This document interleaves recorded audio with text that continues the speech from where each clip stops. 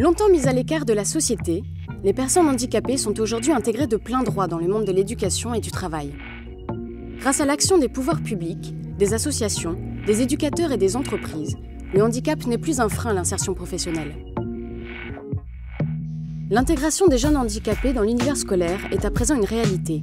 Des progrès considérables ont été accomplis dans l'éducation élémentaire, dans le second cycle et à l'université. Pour les entreprises, le recrutement de personnes handicapées est une priorité et beaucoup ont mis en place des structures destinées à proposer des carrières, à former les personnes embauchées et à donner au personnel des informations nécessaires pour accueillir au mieux leurs collègues handicapés.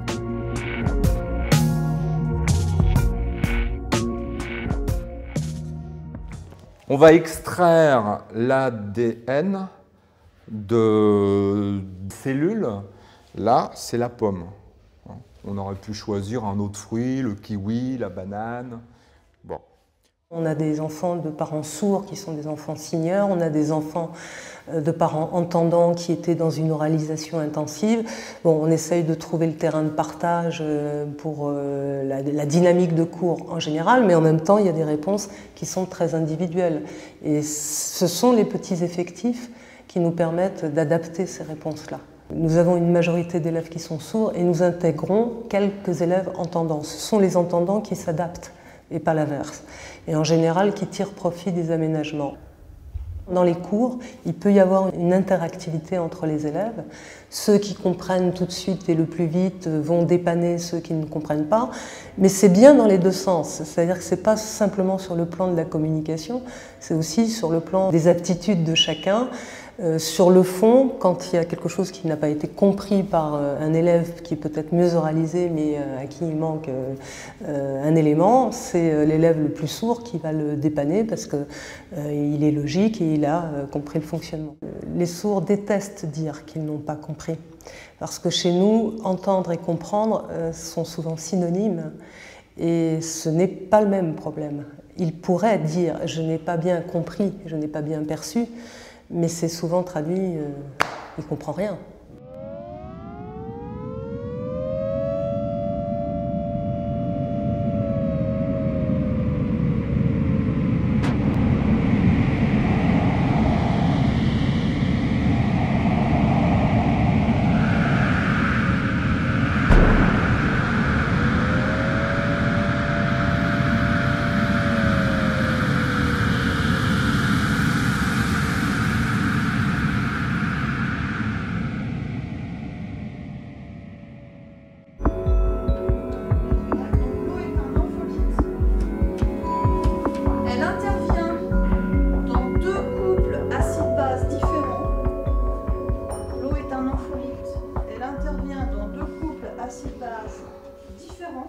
Je m'appelle Bertrand, je suis atteinte d'une amyotrophie spinale infantile. C'est comme une myopathie, sauf que ce sont les nerfs qui sont touchés. Et donc, comme vous le voyez, je suis dans un fauteuil, mais je vais à l'école comme tout le monde. Au lycée, j'ai une auxiliaire de vie scolaire à plein temps qui prend les cours pour moi s'ils ne sont pas donnés par informatique. Elle m'aide à écrire ce que je lui demande. C'est vrai qu'avec elle, je peux tout faire comme quelqu'un d'autre. C'est vrai qu'en classe, ceux qui ne me connaissent pas mettent quelques mois à me connaître, mais une fois qu'on se connaît bien, ce sont des bons amis et on s'entend bien, quoi. Cette année, je suis en terminale S. Donc après le bac, j'aimerais faire une prépa scientifique, maths sup, maths p, pour ensuite rejoindre Normal Sup à Paris pour devenir professeur de maths. Donc, normalement, ce serait dans 6 ans. Pour réviser, c'est vrai que j'utilise mon ordinateur beaucoup, avec un logiciel de reconnaissance vocale. Mais sinon, pour tout ce qui est écrit, ce sont papa et maman qui écrivent sur ma dictée. La majorité des adultes essayent de fuir le regard, alors que les enfants, ils n'hésitent pas à poser des questions, me parler, me demander pourquoi je suis en fauteuil. C'est vrai que chez un enfant, la parole est plus spontanée qu'avec un adulte. Les lieux publics sont très souvent accessibles. Alors, il y a autre chose qui est plutôt difficile, ce sont souvent les voitures qui se garent sur les trottoirs, qui s'empêchent de passer. Aussi les pavés, qui sont très, très désagréables. Cours terminal. Double clic. Afficher les numéros.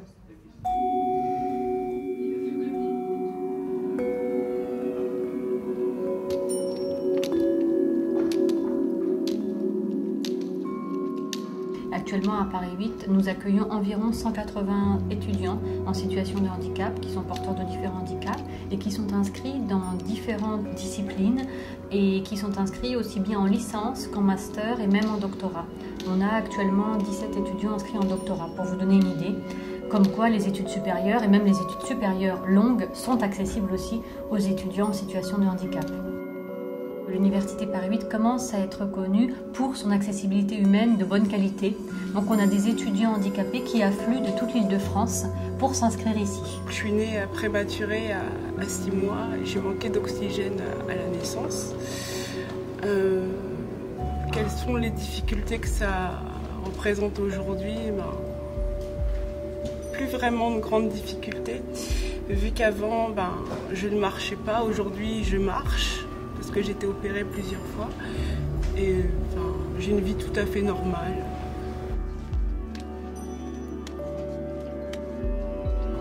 Les béquilles, ça glisse en hiver, dans la neige ou sur les feuilles, mais sinon... Je suis à Paris 8 en art du spectacle, option théâtre, en Master 2. Et après mon Master 2, en fait, je voudrais faire des études sanitaires et sociales pour devenir éducatrice spécialisée. Je pars du principe qu'on a des yeux pour regarder, donc je ne vais pas condamner les gens qui me regardent parce que je boite. Voilà, parce que moi aussi, je regarde les gens qui sont autour de moi, donc c'est pas très grave.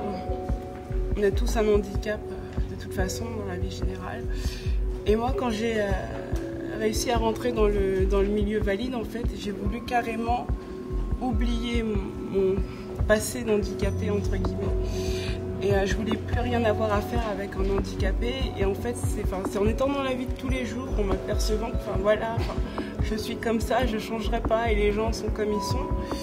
Et là, du coup, ça a remis les choses en question et je me suis dit, pourquoi pas apporter mon expérience à d'autres personnes, puisque moi, j'aurais bien voulu trouver une personne qui puisse m'aiguiller aussi.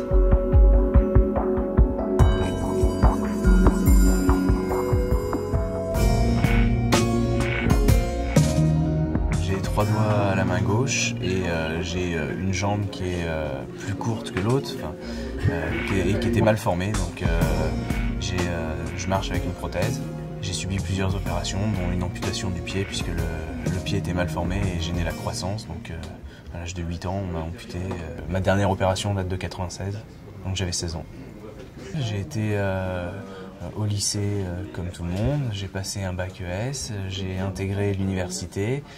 À l'université, j'ai fait un DUG de Sciences Éco, puis après j'ai intégré l'IUP Banque Assurance de Caen, qui m'a donc donné une maîtrise banque, finance, assurance, et la dernière année se passait à l'étranger, donc j'ai fait ma dernière année à Manchester et j'ai obtenu le Bachelor of Arts Financial Economics. Je ne mentionne pas mon handicap sur le CV, et c'est lors de l'entretien, dans le premier entretien, que je présente la reconnaissance travailleur handicapé, ce qui fait que c'est un plus, je le considère vraiment comme un avantage, puisque dans un marché qui est concurrentiel, qui est le marché de l'emploi, c'est un avantage de rentrer dans des statistiques et donc pas nécessiter de lourds investissements, parce que j'ai pas besoin d'un poste adapté, j'ai pas besoin de particularités. Je suis atteint de la poliomyélite depuis l'âge de 18 mois. Donc j'ai attrapé cette maladie en Algérie, parce que je suis né là-bas, et ensuite, à l'âge de 3 ans, je suis venu en France. Donc j'ai été soigné dans des institutions et j'ai aussi suivi ma scolarité dans ces mêmes institutions qui avaient les 2 paramètres possibles. Puisqu'à l'époque, l'éducation nationale ne proposait pas dans les établissements ordinaires l'intégration des personnes handicapées. Donc, je pense qu'il y a eu des progrès qui ont été faits à ce niveau-là. Le handicap n'a pas été l'élément qui a fait mon recrutement. Je pense que c'est plus mon expérience, ce que je pouvais apporter, mon savoir-faire plus que mon handicap. Le handicap ne m'a pas semblé être en aucune façon un frein, ni à l'exercice de leur activité professionnelle, ni à leur intégration. Les compétences n'ont pas de handicap, donc nous recherchons des compétences qui peuvent être pointues sur les domaines qui sont nos domaines d'activité. Et dans ces compétences, nous pouvons avoir des candidatures de collaborateurs handicapés. Depuis l'âge de 15 ans, en fait, je pratique du basket en fauteuil, basket en e-sport. Nous avons déjà été champions d'Europe et pendant des années champions de France. Et le dernier titre était de 2008 puisqu'on est champion de France 2008 de National 1A. Place de la Nation.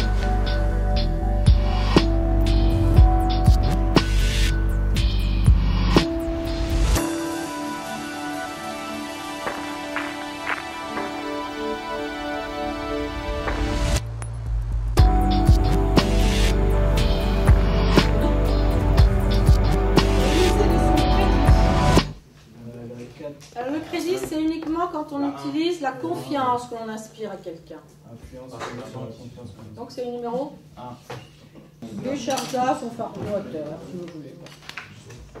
Que parcouru les copies de vos camarades ce matin, ben, il y en a. Il y avait combien d'idées dans ce texte? 6 idées à peu près? Moi, mon principal problème, c'est la communication. Mon principal obstacle, c'est celui-ci. Effectivement, si je devais travailler, par exemple, dans un secteur téléphonique ou utiliser le téléphone, là, ce ne serait pas possible du tout pour moi avec mon handicap. Mais là, comme je reste un poste fixe devant mon ordinateur, je peux envoyer des mails. Je peux aussi participer à des réunions en passant par l'écrit. Bon, ça va.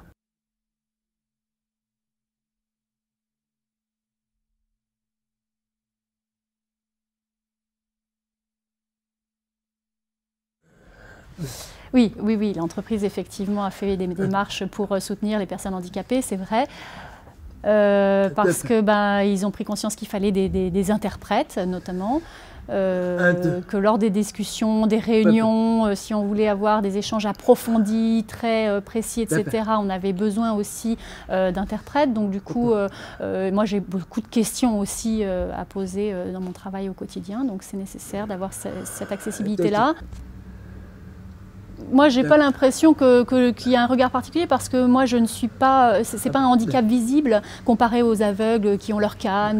Nous, c'est vrai que souvent, les gens nous prennent pour des personnes valides parce que ça ne se voit pas. Par contre, dès qu'on rentre en communication, là, il y a la découverte du handicap et là, tout d'un coup, les personnes ont un choc parce qu'ils se disent mais comment est-ce qu'on va rentrer en communication avec cette personne? Oui, moi, je pense qu'effectivement, pour les sourds, ils sont peut-être beaucoup plus compétents, plus doués dans les mathématiques, dans tout ce qui touche l'informatique, dans des domaines beaucoup plus pratiques.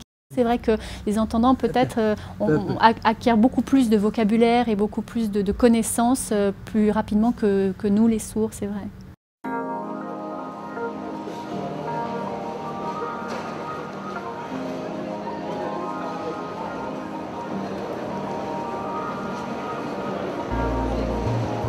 Je souffre exactement d'achondroplasie. C'est un type de nanisme. C'est donc une maladie génétique qui se déclare à la naissance. Là où je vais avoir, j'ai mes membres inférieurs et supérieurs, c'est-à-dire bras et jambes, qui ne se sont pas développés et qui ont, au bout d'un moment, stoppé la croissance. Voilà. Mais au niveau de la tête et du tronc, je suis à la même hauteur que vous. Il arrive parfois, quand on est un peu triste de notre journée, et en plus on subit des moqueries, que ce soit des adultes ou des enfants, ça nous blesse. Donc il est important d'avoir un respect vis-à-vis de ces personnes-là. Excusez-moi, je peux mettre mon passage, j'avais eu le coup, donc j'ai compris qu'il fallait pas mettre. Ce que je voudrais, c'est embaucher encore plus de Franck. Moi, je fais 1m35, mais il y a d'autres personnes de petite taille qui font 1 mètre, voire 70 cm. Donc ce type de comptoir est bien trop haut. Et bien trop haut aussi pour les personnes en chaise roulante. Donc il serait bien d'adapter que l'aéroport de Paris puisse adapter des comptoirs un peu plus bas. Ou bien signaler un comptoir au niveau de l'enregistrement spécial, enfin dédié fauteuil roulant. Quand nous l'avons recruté, donc c'était une première sur le hub parce que c'était un homme de petite taille.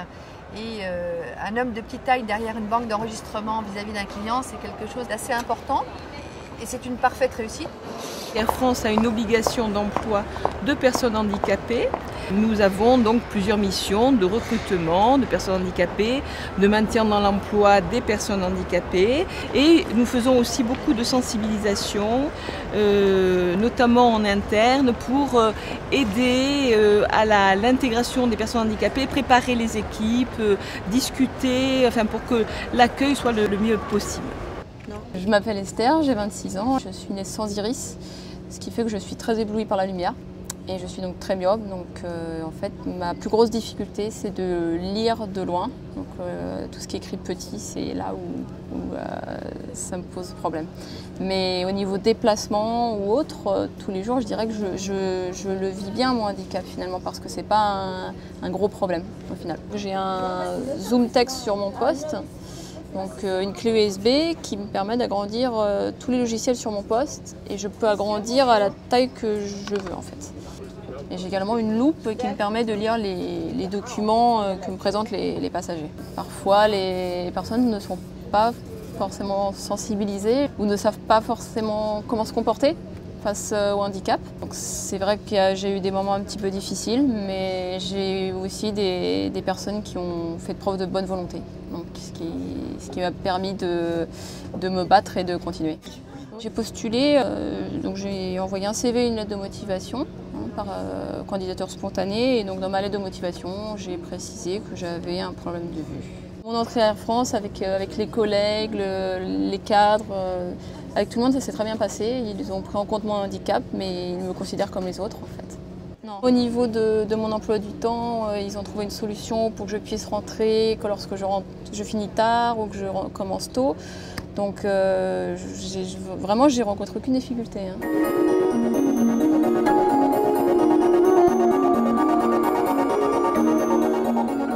Cela fait plus de 30 ans que nous recrutons régulièrement des salariés handicapés. Nous avons des partenariats avec des grandes associations de handicapés telles que l'APF, telles que l'UNAPI. Et on a aussi, depuis maintenant plus d'une dizaine d'années, un partenariat avec la Fédération Handisport où nous accompagnons cette fédération sur des actions pour les sportifs handicapés. Donc ce n'est pas de l'accord ni de la loi de 2005 que nous avons commencé à mener des actions sur le handicap.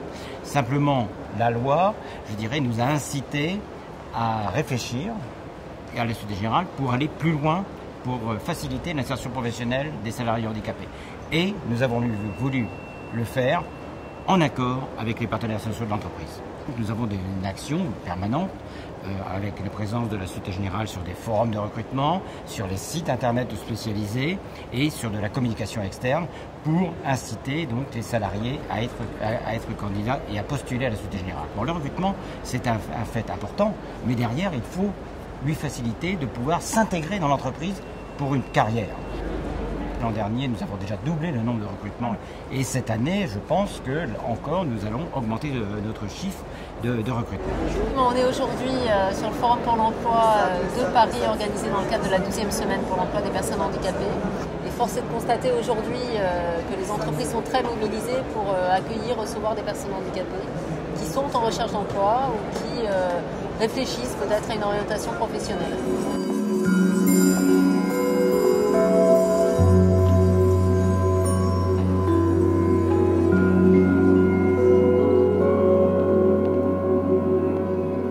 Je suis atteinte d'une sclérose en plaques depuis maintenant 10 ans, qui a été diagnostiquée depuis 10 ans et qui aujourd'hui entraîne des fatigues, des problèmes à la marche de temps à autre. J'ai besoin plus de temps que les autres en fait pour travailler. Dès lors que le diagnostic est tombé, ma vie s'est complètement transformée, un parcours médical. Immédiatement, j'ai mis mon curriculum vitae sur le site qui est emploi.com en espérant qu'effectivement mes compétences, malgré tout, même avec cet handicap, soient reconnues et puissent intéresser une entreprise en fait. J'ai été très sensible à l'ouverture de ce que le Areva en fait m'a proposé, à savoir quelles étaient mes contraintes. J'ai demandé clairement un mi-temps, j'ai demandé clairement un mercredi où je ne peux pas travailler compte tenu d'un traitement lourd. Et toutes ces contraintes-là ont été entendues par les ressources humaines. Cela fait 1 an que je suis là, pas de problème de santé réel. Je suis respectée, je me suis respectée, donc en fait c'est du bonheur. J'ai décidé de me rapprocher d'un site spécialisé avec qui on travaille régulièrement, qui est en fait Emploi. Et avec ce site-là, eh bien, on a rencontré Margaret en entretien et elle a vraiment fait preuve de motivation, de dynamisme, si bien que, elle avait tout à fait les compétences et c'est vrai que son handicap faisait que nous, ça nous a absolument pas posé de problème et ça se passe très bien aujourd'hui, donc on est content. Areva s'engage en fait sur tout ce qui est formation et emploi des personnes en situation de handicap.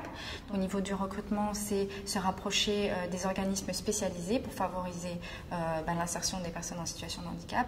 C'est également les relations au niveau des écoles pour permettre d'intégrer tout ce qui est stagiaire, apprenti, de sorte à faciliter leur insertion encore une fois dans le monde du travail. C'est participer à des forums, c'est toutes des actions de communication, de sensibilisation.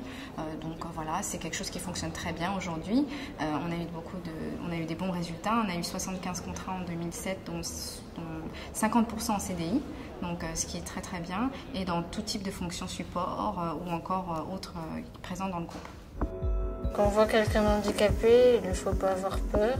On peut poser des questions et puis il faut parler spontanément comme on parle à quelqu'un d'autre. J'ai aussi envie de dire aux jeunes, ne soyez pas angoissés, soyez ouverts, heureux et essayez de communiquer le plus possible vous-même. Il ne faut pas avoir peur d'aller vers les gens, et puis, mais aussi bien pour une personne handicapée que pour une personne valide, on va apprendre l'un de l'autre, et puis c'est un enrichissement mutuel. Aux jeunes qui nous regardent, handicapés, je voudrais juste leur dire de ne pas lâcher, de rester accrochés à leurs rêves et que beaucoup de choses sont possibles, malgré tout, malgré un handicap, et ce n'est pas un frein. Ça peut ralentir, mais ce n'est pas un frein, on peut faire énormément de choses. Aux élèves valides, juste leur dire que ce n'est pas un choix de vie que d'être handicapé et que le regard sur les handicapés ne doit pas être différent d'un autre camarade de classe. Voilà.